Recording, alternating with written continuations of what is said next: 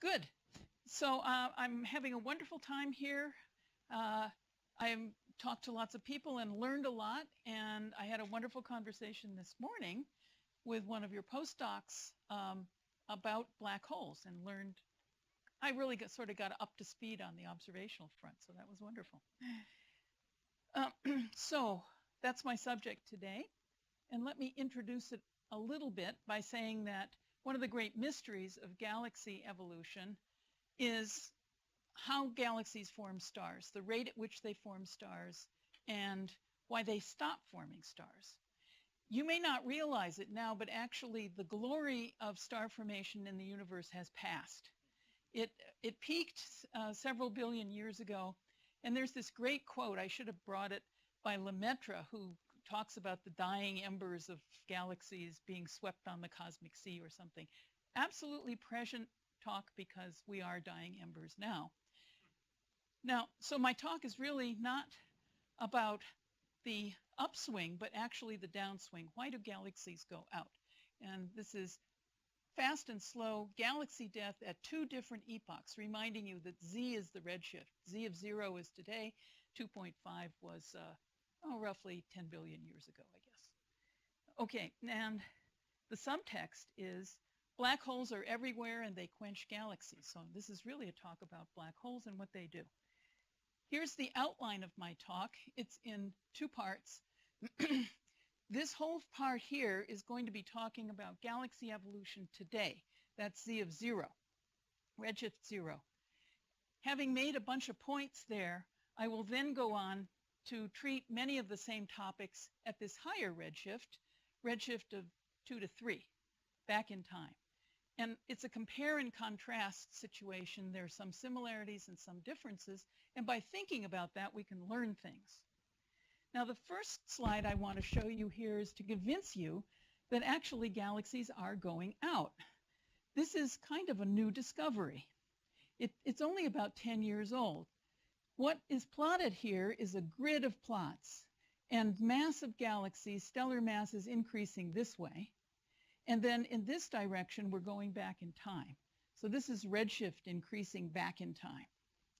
And each one of these plots displays a selection of colors, ultraviolet minus visual and visual minus J-band, a color plot. Astronomers love those.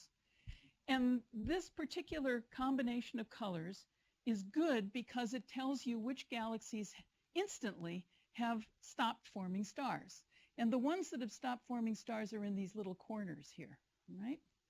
So now the interesting thing is to use plots like this, which show you how galaxies evolve. We now know roughly how they increase their masses, and here I have to make a big obeisance in Casey's direction because he has this wonderful paper on the progenitors of our Milky Way and the M31 galaxies, and from Casey's work and work like that, we know what the masses of galaxies are like back in time, and this is a mass-time diagram, so we know how things evolve in this coordinate space. So roughly speaking, you look back in time to 10 billion years ago, you see these galaxies, and later they're going to be here. So you can see at a glance how their stellar populations are changing. That's what causes the color. And look how the number of quenched galaxies is increasing with time in that little part of the diagram. So as I say, we haven't had diagrams like this for so long, and we haven't been able to actually count the number of quenched galaxies. Now we can. And we see that we have a process here which we want to understand. Now, I have said that I'm going to talk about galaxy death or galaxy quenching at two different redshifts. Here's a little background. Each one of these plots here shows you time going this way. This is redshift coming down to today, Z of 0. And this is the mass of these so-called dark matter halos within which the galaxies are forming. And so a dark matter halo grows in mass until it gets to be 10 to the 15th today. A smaller halo would grow like that. Superimposed on this plot is a color distribution which shows you on average how galaxies are making stars in halos as a function of time. And the X's show the peaks of the star formation, and the zeros show roughly when the central galaxy in the halo is achieving the status that we would call quenched, or having gone out, okay? Now, the next thing I want to show you is my two epochs. This is today, and this is back in time at Z of 2.5. And the purpose of showing you this is to illustrate how different the star formation status of the universe was at those two different times. At today, as I told you already, things are going out. Almost all the galaxies and all the halos are on the downswing as far as their star formation history is concerned, whereas back in time, we're at the peak of star formation in many of the halos. And yet, galaxies, as we will see, were quenching then as well as now. It's a lot harder to quench then because there was a lot more gas around in the universe at early times. Let's focus on today. This is a plot of the rate at which gas falls into halos, fresh gas, and this is our usual redshift coordinates, so this is today. And focus, there's some data here, ignore that.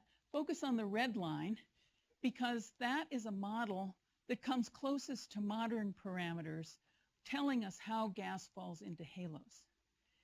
And the point of the line is, these are the epochs that I'm talking about. The point of the line is to show that one reason why star formation is ending today is there's less gas, fresh gas falling onto halos. So the fuel supply that fuels galaxy star formation is running out. That's reason number one. The next slide shows you reason number two, the nature of the gas in these halos. As you've seen, the halos are building up in mass. We have a theory for what the gas is doing in the halos as a function of time, and it turns out it's getting hotter and less dense. And those two factors conspire to keep the gas from cooling and falling onto the central galaxy. The gas has to get into the middle in order to make stars. So if it doesn't cool, it won't make stars. Here are two simulations. This is a smallish halo of a 10 to the 11th solar masses. This is a bigger one. And you can see there's kind of a threshold here around 10 to the 12th. If you're below 10 to the 12th, you can cool easily and your central galaxy can still make stars. But once the halo mass goes over that threshold, it becomes harder and harder because the halo gas is hotter and less dense. And all of this hot stuff here means it's not cooling. Okay, that's all very well, though. Why don't we just stop? I've given you two reasons why galaxies should go out. Why isn't that the end of the story? It's not the end of the story because of the structure of these halos. First of all, the orange points here is a simulation of how dark matter is distributed in our Milky Way galaxy. Okay? So it's a big halo. It's 100 or 200 kiloparsecs across, very diffuse, consists of lots of substructure. You can ignore that. The point I want to make here is that the visible galaxy is tiny compared to this halo. And that's true of all galaxies and all halos. The visible galaxies are small. That's because the gas fell in, it cooled, it went to the center, and that's where it made the visible stars. Okay. There's a strong density profile in these halos. What I told you before was about what the average halo was doing, how much gas it was accreting out there, and what its average temperature and density were. But the problem occurs right at the center where the density is high, and that's where cooling is most efficient. So the two primary reasons I've told you turn out not to be sufficient to quench galaxies today. It doesn't take very much star formation in order to make a galaxy blue. And we don't see that in many cases. All right, so we still have a remaining problem, and that's where the black holes are going to come in. Now, I'm going to try to persuade you that black holes somehow prevent gas from cooling and making stars at the centers of these halos. Is there any reason to think that this might be true? Yes, We have today, in today's universe, examples of galaxy clusters, very big halos, full of many hundreds or thousands of galaxies. And at the centers of these clusters, you often find a brightest cluster galaxy that looks like that. And it's very interesting to look at those and in detail. Here's a picture of what the centers of two of those nearby galaxies look like if you photograph them in the emission line of H-alpha hydrogen gas. The halo gas is millions of degrees, but as it cools through 10,000 degrees and emits this H-alpha line. So when you see H-alpha at the center, that is a sign of a cooling flow and gas condensing at the center of the cluster. But interestingly enough, even though there's a trace of star formation in objects like this, it's not huge. Why is that? It's because there's a feedback mechanism in these big cluster galaxies. There's a big black hole, and with physics we don't quite understand, if you feed it material from this cooling flow, it can generate lobes that carry energy and momentum out into the surrounding gas. The surrounding gas here is blue, and the energetic material flowing out of the black hole is red. And this material can actually excavate cavities in the surrounding gas, heat it up, and it expands. And it's thought that this whole structure here is in equilibrium. You put in a little bit of gas into the black hole generates energy from that, sending out energy into the surrounding. And you can actually plot over many orders of magnitude the fact that the amount of energy needed to excavate these cavities is also equal to the amount of energy that's coming out of the radio jets. Radio jets are these things. Okay, so we have good evidence here that a feedback process is in operation. It doesn't keep these galaxies fully shut down, but it prevents the catastrophic cooling of billions and billions of solar masses of gas that otherwise would land on that central galaxy and form a ton of stars. Okay, but this is really not totally satisfactory because I'm not talking today about galaxies like this at the centers of clusters. I'm really interested in galaxies that are more like our Milky Way. And as Casey has shown in his paper, the Milky Way is also shutting down, as is our companion in space, M31, the Andromeda Galaxy. So these objects are not sitting at the centers of these giant clusters, surrounded by a huge sea of very hot gas. They're in smaller halos where the gas is cooler and should be cooling it to make stars. Nevertheless, that's not what we see. We see galaxies that are in the process of going out. Now, if we look at a selection of objects like this with the Hubble Space Telescope, I just showed you pictures of what the black hole could be doing in a cluster galaxy. What do these centers look like in normal spiral galaxies like Andromeda?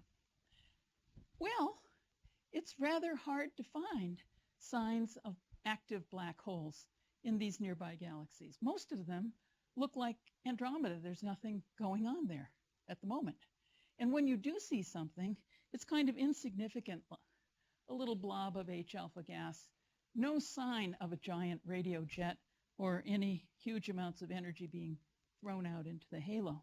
Here's another one, maybe slightly more impressive, but still not all that wonderful here, okay? All right, so let me leave you with that question for a moment. What could be quenching normal spiral galaxies today? And in order to approach that, though, I'd like to take a detour and inform you better about what kinds of galaxies are quenching today. And if we think about that, maybe we'll see some clues as to the physical process. Okay?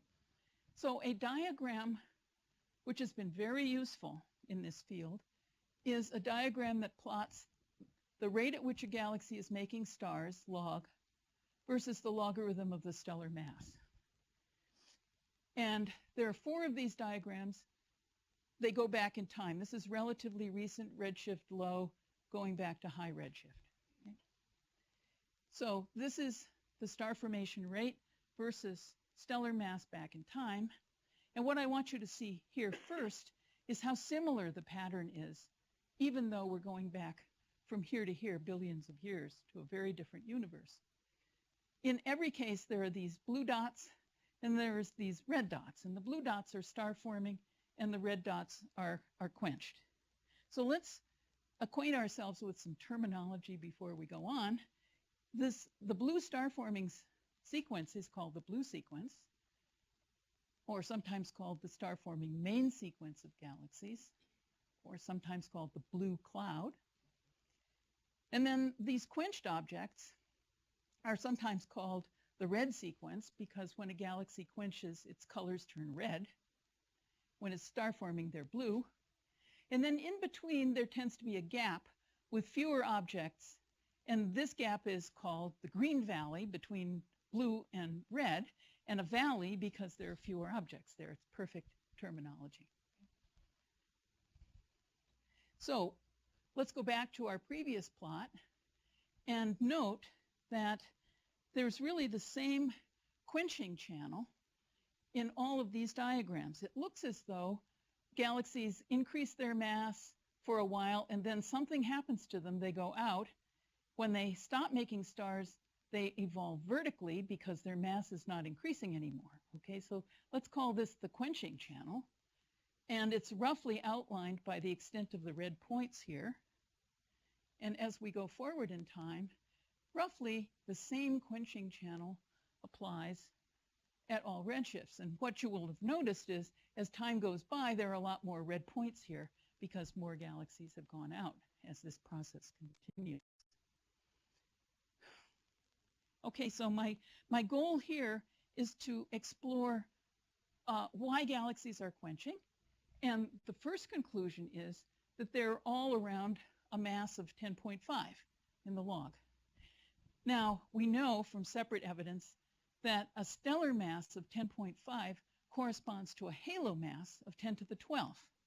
And I already told you about the halo mass of 10 to the 12th. That's the threshold mass.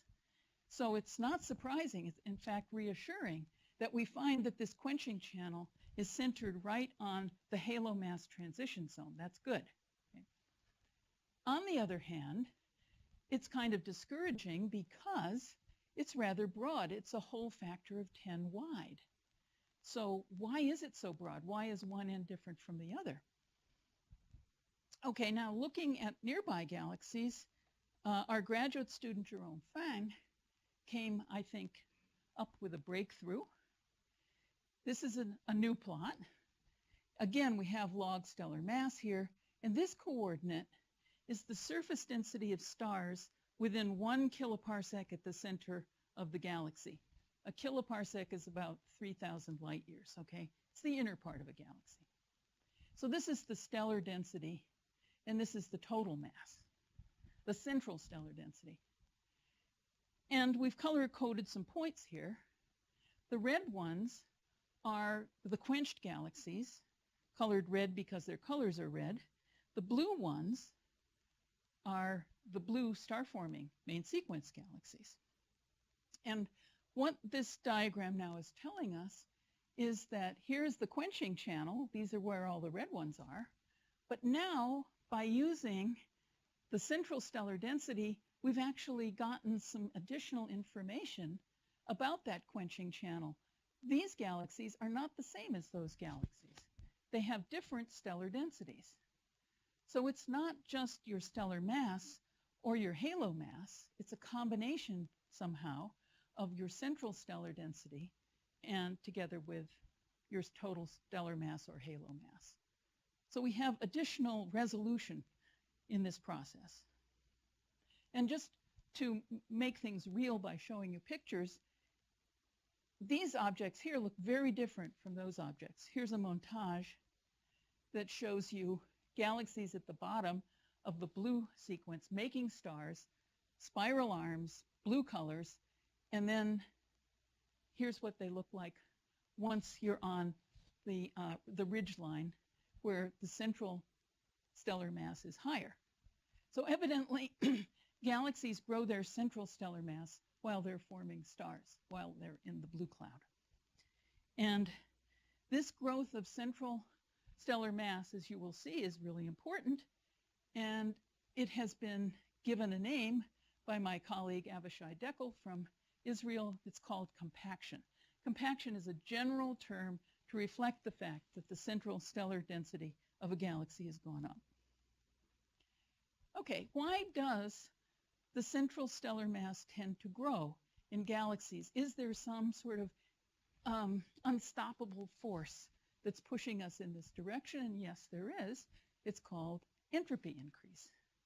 If I have a galaxy that is in equilibrium, gravitational equilibrium, closed system, supporting itself by random motions, if I take that galaxy and rearrange it, put some of the stars in the middle, and conserve overall energy by putting some other stars at larger radii, compute the entropy of that new system, it will be higher. So if a galaxy can find an avenue whereby it can increase its entropy, it will do so, and its structure will adjust.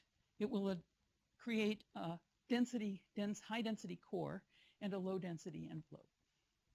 Okay, so how does a galaxy do that? What is the mechanism? It has to be internally inhomogeneous. It has to have clumps or systems of matter or gas that interact with one another and that can exchange energy and angular momentum with one another. And if that happens, this process can ensue. Okay? And it turns out that adding gas is extra efficient at this, because when gas clouds collide, they can heat up, the gas can radiate. That's an additional loss of energy, and the gas will fall to the center, making a dense core.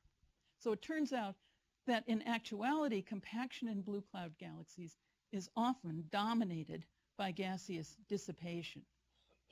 Okay, so here is a little summary of all the various processes within a galaxy which can operate as the venue for this kind of exchange of angular momentum and energy. And here are 4 local galaxies which I have ordered because I think they illustrate a chain, a sequence, in which this process of central compaction is going slowly, ranging up to rapidly. So here's a normal galaxy. You can see it's somewhat lumpy. It's got spiral arms and so on. It's exchanging energy and angular momentum, building a central density. Here's a galaxy in which it's probably happening sooner because it's even lumpier. The lumps are interacting gravitationally. Here's another one with a bar. Bar interacts with gas, causes a shock in the gas. Gas drains to the center. And finally, we even have mergers in which the lumps in question are very big. They're whole galaxy size. Okay, I don't want to belabor that. I just want to make it seem natural that when I talk about the growth of central density, there's a reason, a physical reason to think that this is not only natural, but really inevitable. Okay, let's go back to the diagram I was just showing you. This is central density versus stellar mass. And I am coming to regard that as the HR diagram for galaxy evolution. The astronomers will recognize that the HR diagram is the diagram that shows you how stars evolve. And once we figured out how galaxies move, how stars move in that diagram, we unlock the secrets of stellar evolution. I think this diagram is sort of at the same level. If we could figure out why galaxies are moving in this diagram, we would have learned a lot. So whenever I look at a diagram like this, I'm always thinking about it in terms of evolutionary tracks. So here are 2 possible tracks. The galaxy starts here. Does it go this way or does it go that way? Where does it wind up? We don't know yet. But it helps us think about why this is important by realizing that this interstellar density I've been talking about, sigma 1, is actually very well correlated with the interstellar velocity dispersion in galaxies. This is easy to explain if you think about it. And why is that interesting? Because we know separately that black hole mass goes as the stellar velocity dispersion to the fourth power, a pretty good law. And taking this slope here, okay, there's the exponent, means that black hole mass is going as sigma 1 squared. Okay, so this is a working hypothesis so far. We don't know that's for sure true, but let's explore that. First of all, parenthetic remark. As we know all too well, it's very hard to measure this, and it's very hard to measure this. It would be miraculous if you could just measure that and get the black hole masses of all the galaxies in the universe just from that one number, okay? So regardless of whether we have a theory, this is a tool that would be very useful. Let's take these thoughts and go back to the HR diagram tracks and tell ourselves now, wow, this number here is just a map of black hole mass. Every galaxy here has the same black hole mass. These have the same black hole mass higher, okay? And now you look at those two tracks and, oh, sorry, detour. Confirmation that what I've said is not stupid, okay? So this is sigma 1 and galaxy mass here. You've just been looking at it. Now let's put next to it a diagram that actually shows black hole masses versus galaxy masses. Okay. And now to help you see which parts correspond, this whole diagram here corresponds to this region. Okay. These are quenched galaxies. These are star-forming galaxies. And there's a nice parallelism between these quenched galaxies here and the star-forming galaxies there. Okay. So it's well known to the aficionados of black holes that this is a lousy relation when you use total mass. And that is now explained because this relation, the sigma 1 mass relation, is a lousy relation. And galaxies are moving up to, as they grow, moving up to being quenched. Okay. So if this is all true, then evolutionary tracks in this diagram correspond to evolutionary tracks in the black hole mass diagram. And finally, just to point out that these effects are not small, here are two different tracks. We don't know which one is correct, but in this one, from here to here, the galaxy black hole grows by a factor of 300. From here to here, it's 2,000. I'm just making the point that it's not a small effect. Okay, here are some conclusions, and how am I doing time-wise? I might need to move forward a little bit. Let me give you the conclusions. Galaxies evolve structurally from the blue cloud onto the red sequence, and they do so by building their central stellar density. The central stellar density and the black hole mass both grow while galaxies are making stars. And the black hole mass growth on the star-forming main sequence can be large. It can be larger than a factor of 100. Speculations that come from this: all star-forming galaxies are growing black holes. The black holes in star-forming galaxies are small and only become detectable when the holes are massive enough to become bright. The maximum brightness of a hole is something called its Eddington luminosity, and it grows in proportion to the mass. So if you have a little hole, even though it's accreting gas and trying to shine, it's sort of pathetically weak, and you can't see it against the sea of star-forming activity that's going on in that galaxy. So the holes have to grow to a certain point in order to be visible. Quenching at Z of 0 then is due to the interplay of three factors. This is a speculation. Less gas is falling onto halos at late times. The growing halo mass is cooling more slowly. I told you about those two things, but now I'm inviting us to say that the growing black hole mass is heating the gas somehow more strongly. And the crossing point now between heating and cooling is the quenching point. Okay, so actually how the black holes are quenching in these 10 to the 12th solar mass halos. What's the physics of that? That's the weak point of this whole picture. At least in the case of the big clusters, we could see the radio jets. We could see the intergalactic medium being heated and cavities being excavated and so on. But we don't actually see that around the local galaxies. And attempts to find radio jets and so on in nearby galaxies like Andromeda have failed. And there are other things here. I'll skip over that. However, now there's a new discovery from the Fermi satellite that might change this pessimistic state. The Fermi satellite observes at gamma ray wavelengths, and it has detected two enormous bubbles above and below the galactic plane. These things are huge. They're 10 kiloparsecs in height. And this is an all-sky projection of the galaxy. This is the Milky Way plane of the galaxy. This is the galactic center. And these bubbles are above and below the plane towards the galactic center. Apparently, these bubbles have been inflated by gas at a high temperature, 4 times 10 to the 6 degrees Kelvin. That's hotter than the surrounding halo gas, which is around 2 times 10 to the 6 degrees Kelvin. And so pressure-wise and energy-wise, this gas dominates and is able to expand and push back the halo gas, which is not as dense and actually cooler. Okay, so people are now making models for this gas. This is obviously a cartoon. It takes a certain amount of energy to inflate this bubble of gas against, you have to do work against the surrounding gas in the galactic halo. And we also know something about the lifetime of the expansion time. It's a few million years.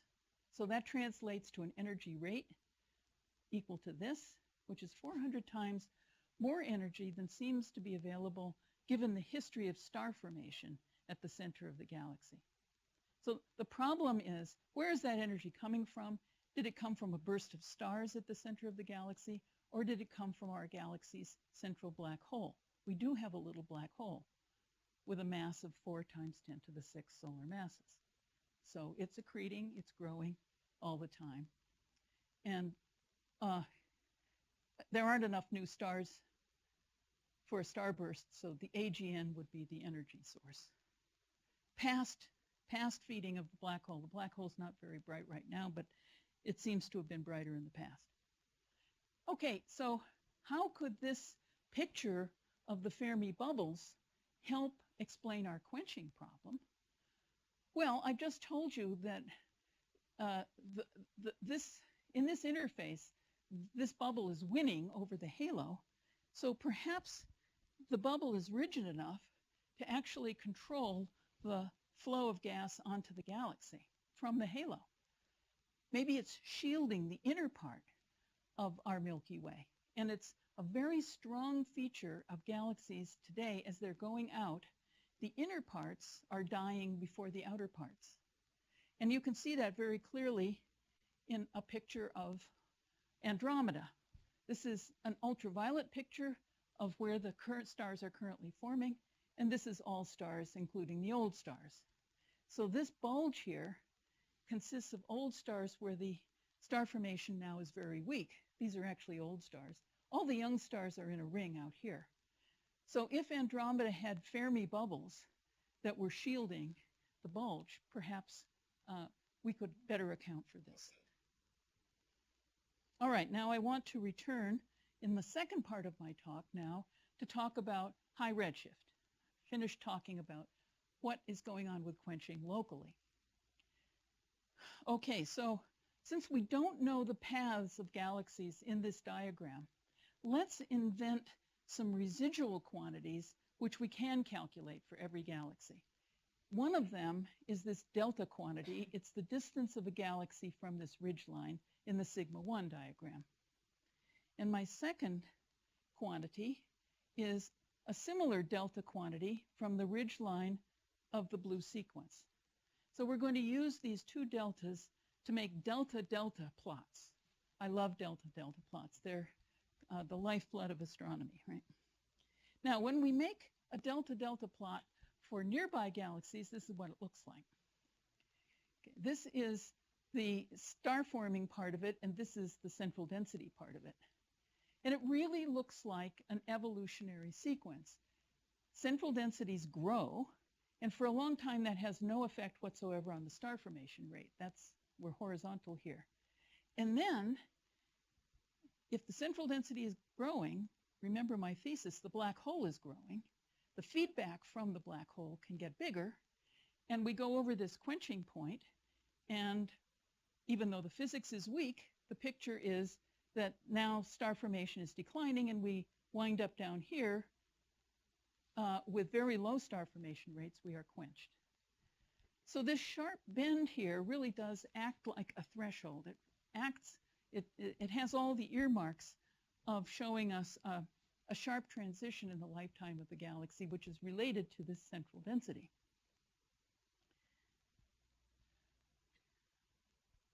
That's what I've said. Sigma 1 here acts like a threshold for quenching. And the key point here is that galaxies compactify for a long time without any visible change, and then suddenly they reach a tipping point with what I think is a black hole threshold. Now let's ask ourselves, this is all worked out here locally, let's ask if this quenching path, this right-angled elbow diagram, is the same at all redshifts. And the answer is, yes, it is. And now we're going to look at plots which are made in a kind of nice and new novel way. Instead of actually plotting a dull and boring point in this coordinate system, we're going to actually put a picture of a galaxy so you can see how the galaxies are changing. So this is the blue star-forming part, which is supposed to be horizontal. This is the elbow, and this is the quenching path. And the colors of the galaxies reflect that. These galaxies here are bluer, and these are sort of intermediate, and these are red and dead. And in fact, we have invented some names that reflect these things. These, you will notice, all look very small compared to those, giving them the name the red Nugget Family. Nuggets are small, colors are red. And in a series of papers written by our postdoc, Guillermo Barro, he has shown that in many regards, the properties of these blue nuggets are, they look like they're precursors. They're the progenitors of these red nuggets, and their structure fits that kind of model. Okay, so now with that illustration, let's now look at the delta-delta diagram at the different redshifts. These are the same redshifts I showed you before, and I think it's quite remarkable. We see this same pattern at all redshifts. So the message seems to be that galaxies are compactifying at all redshifts. For a long time, they still make stars, and then there's this threshold phenomenon at all redshifts, and they start to go out. Okay, so why is that? It is because this diagram, the sigma 1 diagram, is actually the same at all redshifts. And we're defining one of our coordinates in this diagram. I also showed you the star formation diagrams. They look the same. So if I use those families of diagrams and define delta-delta, it's no wonder that these delta-delta diagrams are going to look the same at all redshifts. And so this is consistent with the fact that galaxies are gradually growing their masses, growing their central densities, and then they reach some sort of threshold, which would be right in here at this redshift, and they go out. Now, lest you think that the similarity of these diagrams is because objects are not moving, that's not true. Thanks to Casey, we know that they move. And this is how the Milky Way moves from this redshift, high redshift, to now. Okay, that's a little bit more than a factor of 10 in mass. So objects here are not stationary. They are moving, they are evolving, they are constantly changing, and yet the pattern is amazingly similar. Now, in some ways, we know more about the quenching process at these high redshifts. Let me remind you of the point I made at the beginning of my talk, which was that there was a lot more gas around at early times, and the star formation rates of galaxies were higher. So hydrodynamic modelers are trying to make models of this in the computer, and they are finding that these models are highly unstable. This is a time sequence. This is when the universe was about 4 times smaller than today, a redshift of 3. And these galaxies, the gas falls in, it's chaotic, but it's basically rotating in a very disorganized sort of disk. And it happens, it's dramatic. You look at the pictures, there is a shrinkage. Everything goes to the center. And a big burst of stars occurs there, uses up the gas, and we wind up with a hole there. So there is some sort of process in these early galaxies which causes their disks to be unstable and to create this mega inflow of gas. And the presumption would be that as we make stars as a result of that new gas at the center, we're also throwing some of that into making a black hole. And then the black hole can give us feedback. No, this one doesn't. Okay, so a little bit more on this model. A busy plot, I apologize. This is time going this way in redshift, various kinds of mass within 1 kpc. The gas is going like this, the giant inflow factor of more than 10, making stars as it goes, stars increase. Then feedback from the stars in this model are blowing out the gas, using up the gas, star formation, gas goes down, and the stars level out. Okay, what causes this to happen? What causes the inflow of gas to happen? Rotating gas-rich disk instabilities, counter-rotating infalling streams of gas, mergers. My colleagues are still trying to work this out. But the fact is that when they plot their models in our classic diagram, this is the delta-delta coordinates. And it's on, I apologize, it's turned upside down. Okay. We're having a hard time getting our act straight here. Okay, but, all right. You see a nice elbow and quenching up here, the way you see in the real data. So what I wanted to show you next was pictures of this process at every redshift. This is fairly low redshift. This is the high redshift where the red nuggets exist. And this is one of the differences in the compaction quenching process at different redshifts. Here, at low redshift, it's a rather quiet process. It's driven by this slow entropy increase, and it doesn't much affect the rest of the galaxy. Whereas this process is more rapid, it's more violent, it's a more gas-rich galaxy, and the whole galaxy seems to shrink in the process. And why that actually is happening, the physics of this shrinkage isn't completely clear. So at high Z, the whole galaxy contracts. At low Z, only the center compactifies. So I haven't really yet made the case that at high Z, black holes are involved. And in fact, there's some quenching occurring here with no black hole.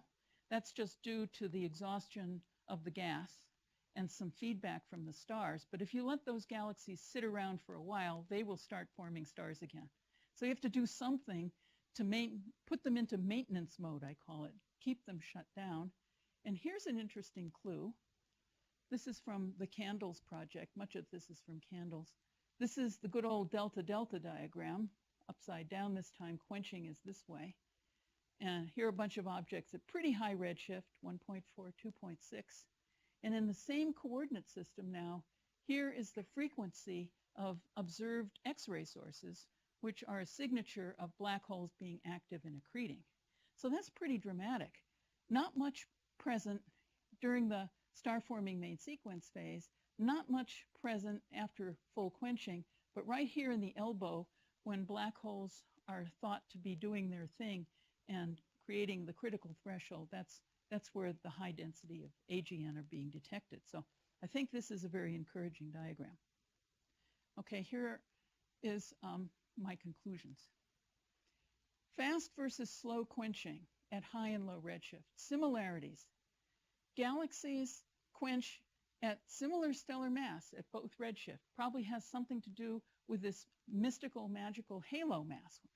How the black hole works with the halo is not yet clear, but this is a magic halo mass, corresponds to a galaxy stellar mass. These relations, the sigma 1 m star relations, are nearly the same, and quenching occurs with a similar degree of compaction at all redshifts, almost the same absolute threshold in this quantity. Sigma 1 divides quenched from star-forming galaxies at a given mass. And there's evidence at high Z implicating AGN feedback acting in concert with halo quenching. By implication, this could also be true at low Z, especially with those Fermi bubbles. These are all similarities. Differences, though. Galaxies are very gas-rich. At early times, gas-poor now. The process seems to be very rapid, then much more gradual now. This is the fast track and the slow track of my title. There are all these processes not fully understood that causes compaction at high Z, whereas slow, gentle, secular evolution is much better understood at low Z. The whole galaxy shrinks at high Z, but only the center compactifies at low Z. And at high Z, quenching can be likely identified with a single AGN event when AGNs turn on as we go through that elbow. Whereas there's lots of evidence, I didn't belabor it, but lots of evidence at low Z that AGN go through multiple small events before quenching really occurs. Okay, so that's my story. Thank you very much for listening. I'll take questions.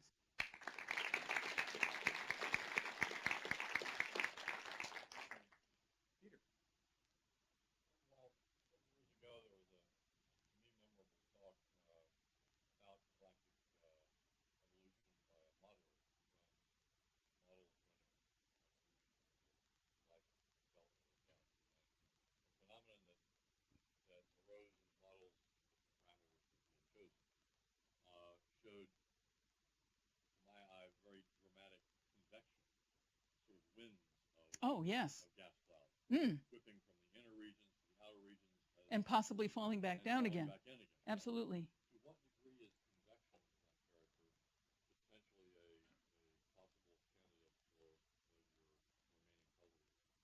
Well, okay, so I like the way you posed the question, galactic winds. And we see them in hydrodynamic models, but more and more we actually also see them in data. Oh, yeah. You can take a spectra of galaxies and you can see redshifted absorption lines that correspond to a wind coming out, and you see it in silhouette against the background light of the galaxy. It seems the more that we learn about these that, yes, there are these winds, but they are not rapid enough to actually get you out of the halo. So people are thinking more in terms of a recycling product, which thoroughly mixes metals made in supernovae throughout the halo and throughout the disk as this stuff falls back down. People call it the galactic fountain, right? But I don't think we can appeal to it to actually solve the basic quenching problem. It's basically retreading gas inside our halo, but it's not rendering it inactive in any permanent way for star formation. There is no cause and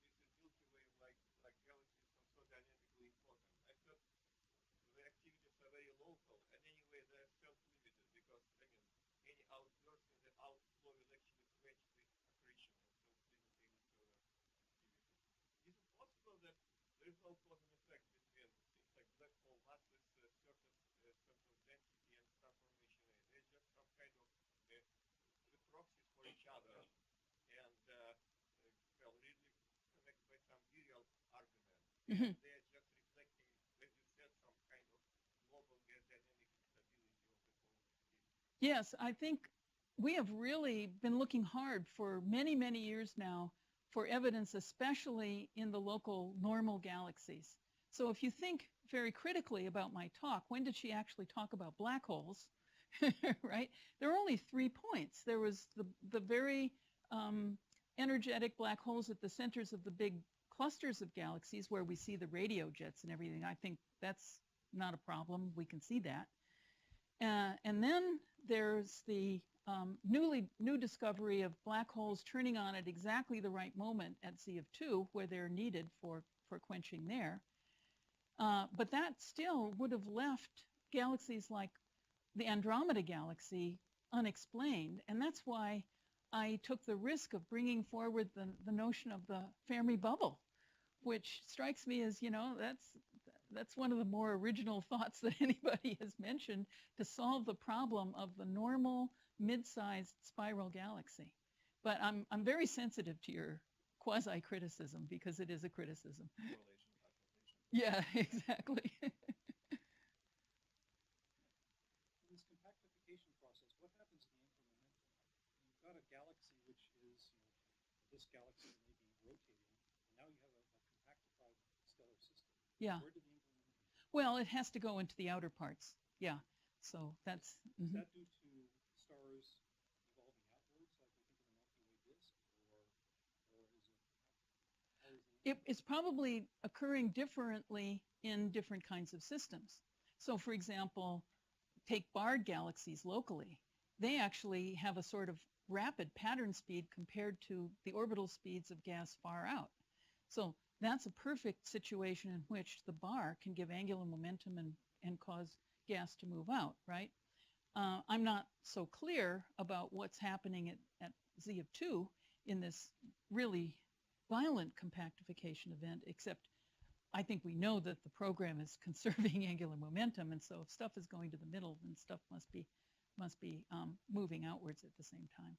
If I can follow up the question, you sort of have the track ending when it becomes a red nugget. What's a red nugget near the Milky Way galaxy? Oh, those red nuggets are M87. It's the centers. Nugget, is it? Yeah.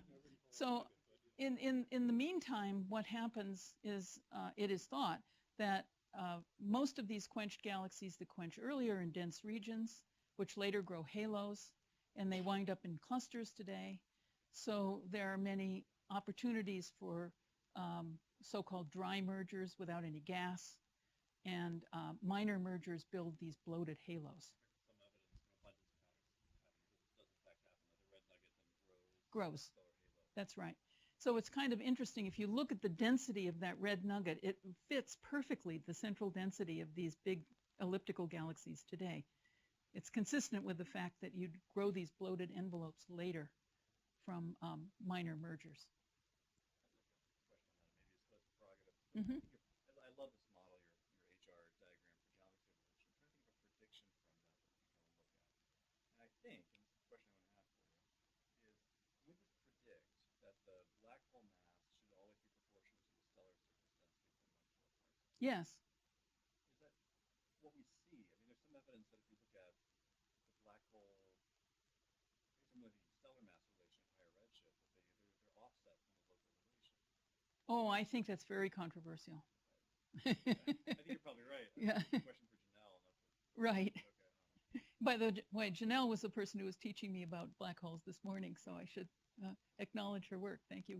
But I mean, that should be. And the other one is, I mean, there's the model hasn't taken into account the fact that there is some variation between stellar mass and halo mass, or scatter in the stellar mass halo mass relation. Or is that part of this? That scatter is sort of embarrassingly small. It is. It's 2. 0.3 dex, 0.5 dex. No, much less. Sure. About half a dex. Between stellar mass and halo mass, 0.2 dex. Maybe it depends on which way you're oriented. We'll have to show plots later. What do you think? Yeah, no, that's it. It depends on which way you're looking at it. Okay, let's look during the star forming phase. Yeah, okay. Okay, there it's much smaller. There I would agree with you. Okay, yeah. But beyond I mean, that, Risa Wexler has made a big point about how embarrassingly small that scatter is. But beyond that, past the quenching phase, that's when it opens up. Yes, it does. And I think that can easily be explained by, to first order, when did I quench? If I quenched early, then there was a lot of time to build a very big halo. Right. Right? And if I quenched recently, I'm going to be in a smaller halo. We've actually looked at the ages. You know, there's this nice catalog, Yang et al., stellar masses versus halo masses. And if you look at a fixed stellar mass as a function of halo mass, when it's in a big halo, it's old. And when it's in a little halo, it's young. Yeah. Right. Yeah. Time for one more question. Ryan. Mhm. So in this case, can we consider sigma 1 just the epoxy for bulge mass or something? Or do you think somehow there are separate pieces of information? No, I think we should forget about bulge mass. Why? I think it's hard to measure. It's ill-defined.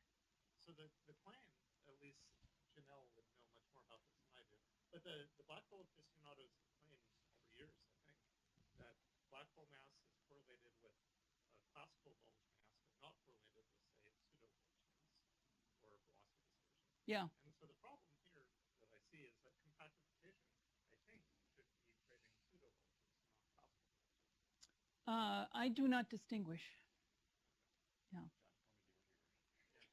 You do. I think I regard pseudobulges as the precursors and progenitors of classical bulges. Yeah. So the claim, and Janelle should back me up, I might be way off base here, but so the claim that black hole mass correlates with classical bulge and not a pseudobulge, you just don't buy. I need to look more into that, actually. And I think it would be very interesting to remake the local diagram using sigma 1. Nobody's ever done that. If anybody wants to do that, I'm happy to help you think about that. That's never been done. So my going in hypothesis is that, yes, sigma 1 tells you black hole mass. Okay, it is. Yeah. Let's thank Sandy again. Okay. Thank you.